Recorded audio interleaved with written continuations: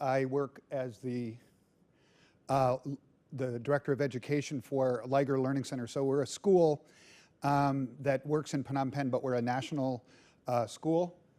And we are in Phnom Penh, but we have a campus out in the countryside, and our students come from all over Cambodia. So we recruit middle school, high school, basically secondary students from all over the country, mostly kids who don't have a lot of resources and don't really have a lot of opportunity. And the goal of our school is to really create leaders, to basically create people who can make positive change in their own country. So our goal is not necessarily that everybody is going to go to university or something. We have a fairly specific, clear goal. And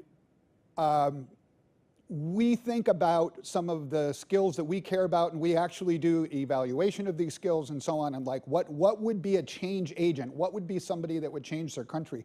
What are some of the things that, the characteristics, the skills, the attitudes that they might have when they graduate from our school? And so those are some of the things we really care about. And we don't teach a class on creativity, but we incorporate those into, basically, if you summarized our school, one of the major features is that we do things that are real. So we work on projects, and I'll talk about a few examples, but we try to do things that are real and authentic. And so our kids are working on real problems or issues in Cambodia, and they can range from a lot of different things. They're all sort of meaningful.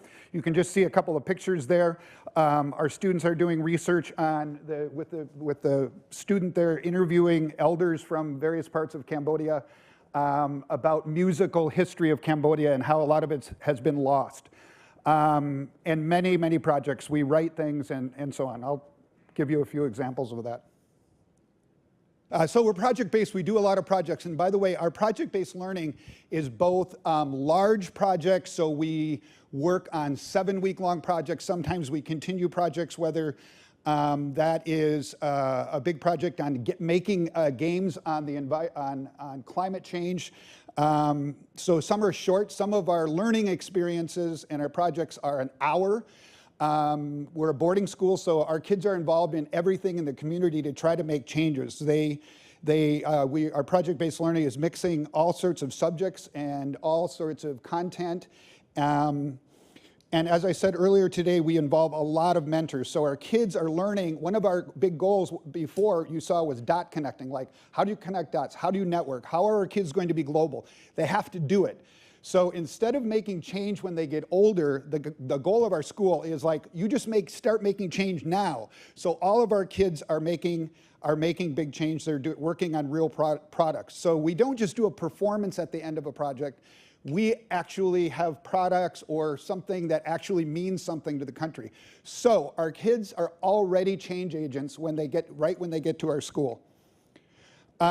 Students propose some of our project-based learning, and staff does, and so on.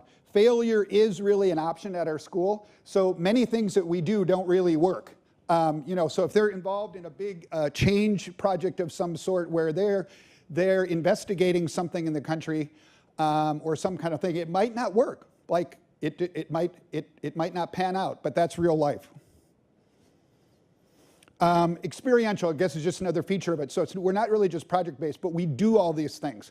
So I have some books and some things. We've done a lot of different projects, like wrote a book about the wildlife of Cambodia because there's almost no wildlife left, and our students thought, like, we got to write a book. So they wrote a book. But not only did they write a book about the wildlife, and I have an economy book, so I have a couple copies if somebody wants some of them.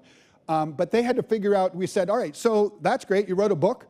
But like, who's going to read it? What's the real audience? How are you really going to make a difference with writing that book, both in Khmer, our local language, and in English? They had to raise the funds to distribute them to the entire country, to all the schools in the country. So our 12-year-olds and 13-year-olds, their work is being read by at least 500,000 people around the country, both a book on the economy and a book about the wildlife. So that's an impact. That is your homework. That's learning how to write, how to research. They did all the original artwork, all the original photography, and so on.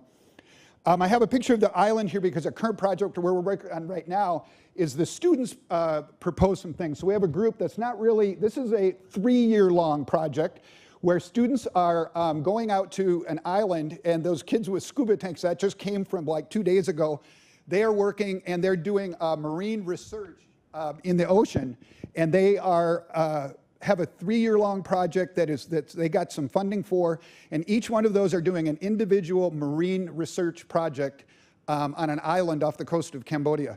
So some of our projects last for years, some of them are very short, but they're all real.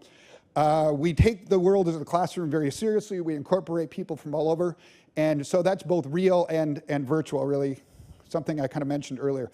One other kind of main aspect is that we kind of think of our schools, we sort of have opportunity-based learning, something we just sort of made up. But the thing is, everything is not planned out at our school ahead of time. So sometimes we take advantage of opportunities that arise for exploration, for discovery, for working on all these subject areas and working on all these skills.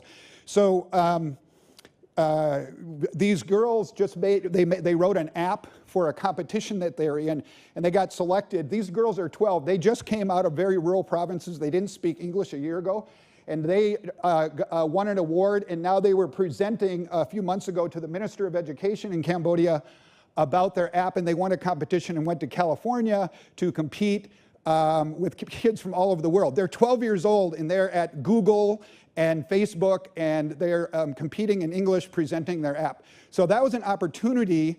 That wasn't in our curriculum. And I talked earlier about the dinosaurs. Those are kids actually just currently researching the dinosaur. That's a dinosaur footprint, the first one. You are the first people to see. Because these kids, it's an opportunity that arose, and they took advantage of it. And now they're talking about, this group of kids is like, you know, we need to tell the country about this dinosaur thing. And they go, we should have a press conference. Like, that's not in our curriculum. How do you have a press conference to tell the world about a new discovery? So they have to, like, they're going to, it's like, yeah, we should invite the press. And then I said, you know, you really have to know a lot about dinosaurs if you're going to do that. Like, people are going to ask you about the Paleozoic era and things like that. Well, they really care about it. It's like, yeah, people are going to ask us a lot of big questions. So we take advantage of opportunities. So that, I guess the point is, everything isn't planned out and organized.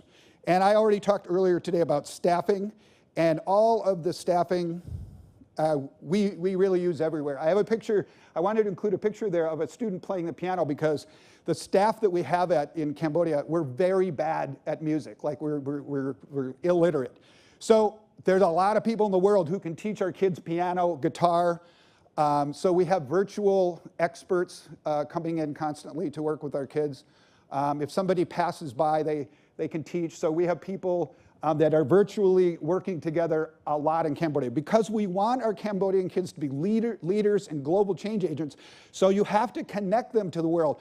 You have to have them solve problems not only locally, but to be able to take on and network with the entire world. Well, a lot of Cambodian kids have no idea how do you connect with people all over the world? How do you make a phone call? How do you write letters to people? How do you do research that's all real? Because almost everything we do is real. So it's very motivational. If you are at our school, you would see that